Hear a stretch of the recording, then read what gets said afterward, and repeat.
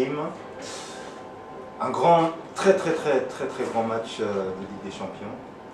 Mais pour commencer, je vais vous présenter les spécialistes qui sont là avec moi.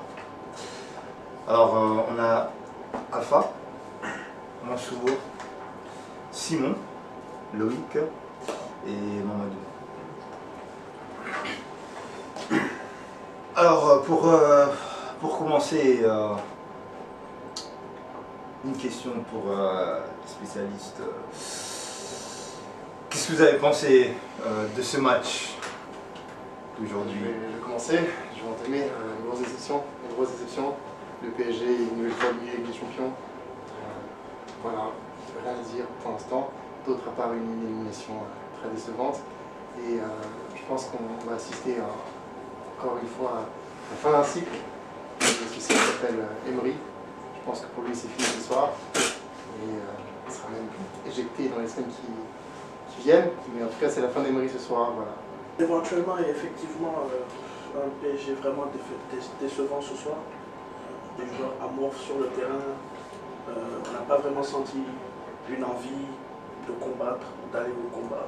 Parce que c'est un genre de rencontre sur lesquelles on s'attend à avoir des gladiateurs sur le terrain et des mecs qui vont aller chercher cette victoire. Et on a eu droit ce soir à une équipe vraiment de gens mous, vraiment très décevant. Nous aurons l'occasion d'élaborer sur ce sujet. Je pense qu'on est tous d'accord. Il n'y a pas eu de spectacle aujourd'hui dans tous les cas. Comme Alpha a dit, quand vous êtes mené 3-1, que vous jouez à la maison, au moins tu t'attends à ce que les joueurs se battent, à ce qu'ils démontrent de l'envie, en tout cas d'aller gagner, chercher la victoire. Mais là, ils n'ont vraiment pas cherché. Après, avec les changements du coach, qui sont très discutables, Pas me leur donne. je pense qu'il veut dire qu'il y a un manque de cohésion dans l'équipe. Mais dans un grand match comme aujourd'hui, c'est pas un problème tactique, il y a un effectif au PSG, il y a un banc au PSG, il y a les moyens financiers au PSG. Le vrai problème, c'est qu'il n'y a pas le leader, je veux dire un coach qui va venir pour mobiliser les joueurs pour dire ok voilà, on est contre le Real. Parce que tu peux pas dire ok, il a mis un Thiago Motta, c'est un joueur défensif, on doit marquer. C'est le Real qui est en face. Une équipe très offensive, voilà, qui peut contrer. Donc on a besoin. Tu as besoin d'un coach qui va vraiment vous donner l'envie, pas juste faire des passes pendant toute la première mi-temps avec lui. Je crois ce que tu veux dire. C'est un peu comme avec Thiago Silva. Genre, c'est le capitaine, tu nommes capitaine, après tu le mets sur le banc, après quand t'es la merde, tu le remets titulaire et tout. Donc, faut un coach qui te mette le feu aux fesses, tu vois ce que je veux dire. Comme Kanté ou un mec qui a la passion. Quoi. Parce que c'est la Ligue des Champions, c'est plus la Ligue 1 Conforama, tu vois ce que je veux dire. Oui, mais aussi par exemple, les coachs comme ça, combien aussi il y en a? C'est ça le truc.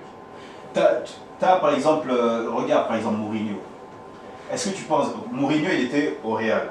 Au Real, il y a eu des clashs avec les stars.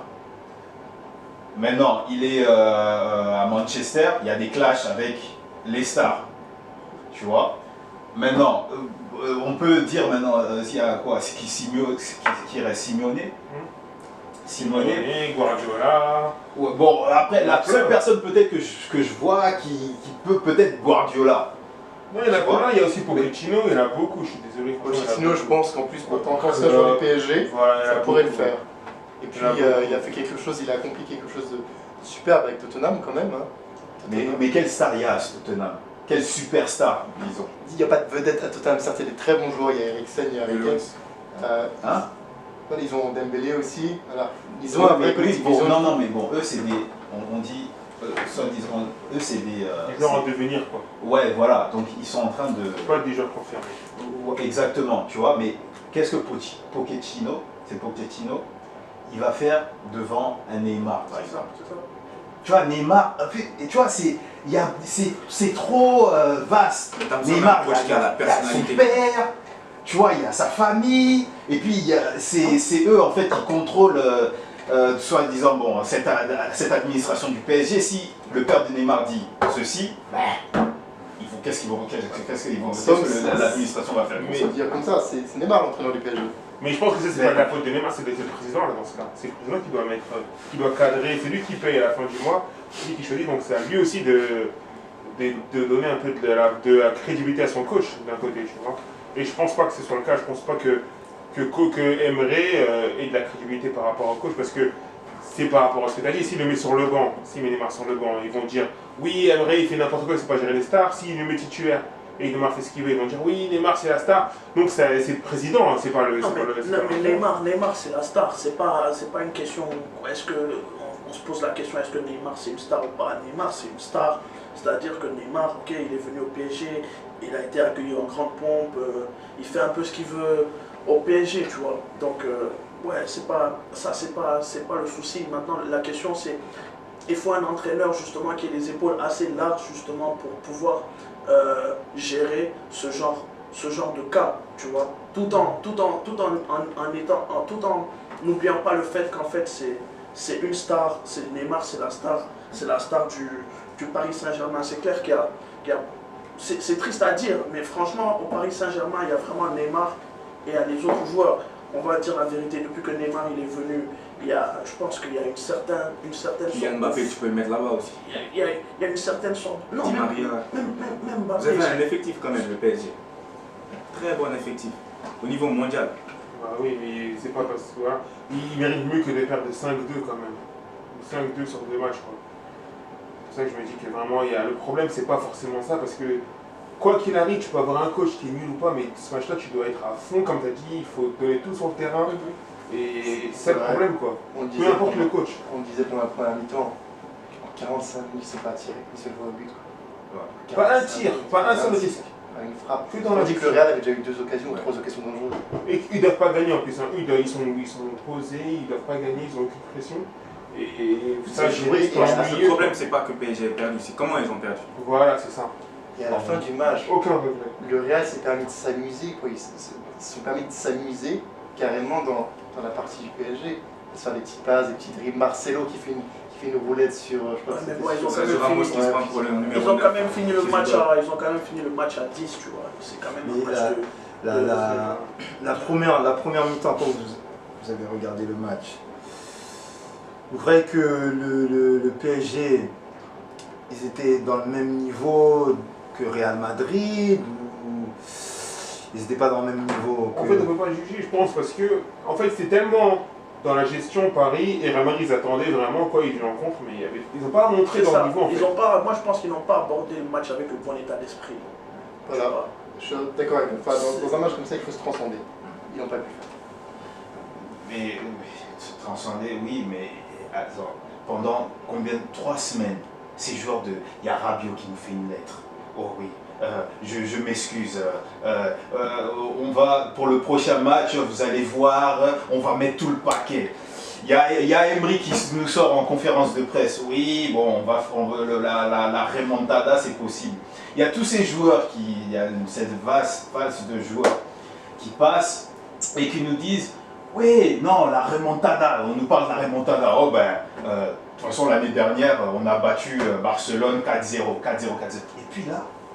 Vous entrez au Parc des Princes, en trottinant, sans faire aucune occasion, tu vois. Moi, franchement, c'est des choses qui m'enragent. Qui m'emmerdent. Ça m'emmerde.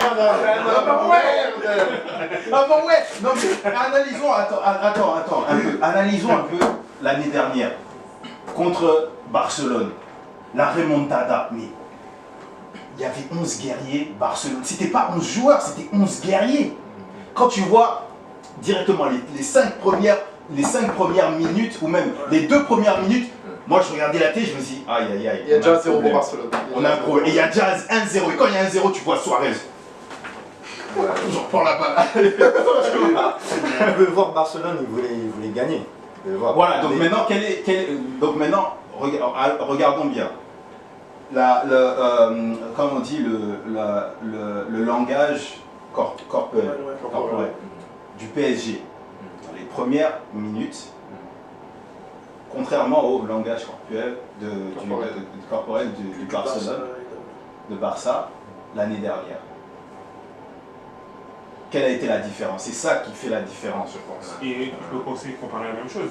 Quand le Real Madrid aussi cette année, comment ils étaient en train de gérer calmement et tout, et l'année dernière aussi, quand ils étaient dans la situation de gagner, Paris, ils étaient en train de se faire dessus, quoi, aussi, tu vois, c'est aussi le même parallèle. Zidane a merveilleusement bien joué le coup, parce qu'on connaît tous ces journalistes français, on se disait tout ça, le Real, en mauvaise posture cette année, le PSG on se qualifie tranquillement. Ouais, Ouais, résultat. c'est clair que le PSG était. Tout le monde pensait le PSG favori pour ce Tout le monde, match. oui, tout le monde Faut pour pas ça. l'oublier. Donc, Bon. Là, on est dans la fin de l'émission. Je remercie les spécialistes aujourd'hui. Ici c'était Kane. Je m'appelle Los Santos.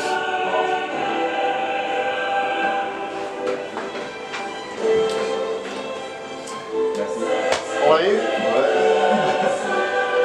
On se retrouve pour la chronique et on se voit l'année prochaine. Coupe du monde. Hein.